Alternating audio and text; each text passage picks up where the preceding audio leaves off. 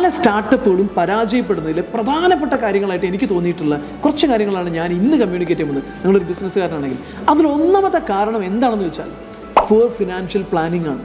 കൃത്യമായിട്ട് finance manage ചെയ്യാൻ പലർക്കും കഴിയുന്നില്ല എന്നുള്ളതാണ്. ഫണ്ടൊക്കെ ഒരുപാട് വരുന്നുണ്ടാവും, പക്ഷെ പലപ്പോഴും ഇൻവെസ്റ്റ്മെൻറ്റ് കിട്ടിയ കമ്പനികളായിരിക്കും, പക്ഷെ പ്രോപ്പർ ഫൈനാൻഷ്യൽ പ്ലാനിങ്ങും ഫൈനാൻഷ്യൽ മാനേജ്മെൻറ്റും ഇല്ലാത്തതുകൊണ്ടാണ് പല ബിസിനസ് സ്ഥാപനങ്ങളും പൂട്ടിയുള്ളത്.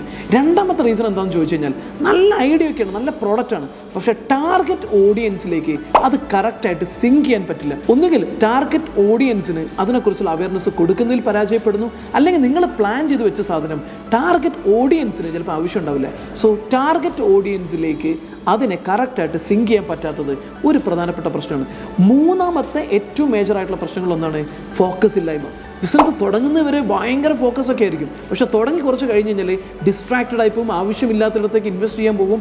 ഈ ബിസിനസ്സിനെ റൺ ചെയ്ത് ഗ്രോ ചെയ്യുന്നതിൽ ഫോക്കസ് നഷ്ടപ്പെടുന്നത് ഒരു പ്രധാനപ്പെട്ട സ്റ്റാർട്ടപ്പുകളുടെ അല്ലെങ്കിൽ ബിസിനസ്സിൻ്റെ പരാജയ കാരണമാണ്. ഇനി നാലാമത്തെ മറ്റൊരു പ്രധാനപ്പെട്ട കാരണം എന്താണെന്ന് ചോദിച്ചു കഴിഞ്ഞാൽ പുവർ കസ്റ്റമർ സർവീസാണ്.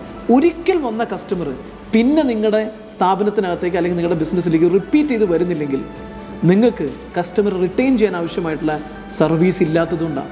നല്ല ആവേശത്തോടു കൂടി പ്രൊഡക്റ്റ് സെലക്ട് ചെയ്താൽ പോലും ക്വാളിറ്റിയുള്ള കസ്റ്റമർ സർവീസ് ഇല്ലെങ്കിൽ ആ ബിസിനസ്സിൻ്റെ പരാജയത്തിന് കാരണമായിരിക്കും. സോ ഈ 4 കാരണങ്ങൾ പലപ്പോഴും പല ബിസിനസ്സിൻ്റെയും പരാജയത്തിൻ്റെ മേജർ പങ്ക് വഹിക്കുന്ന കാരണങ്ങളാണ്.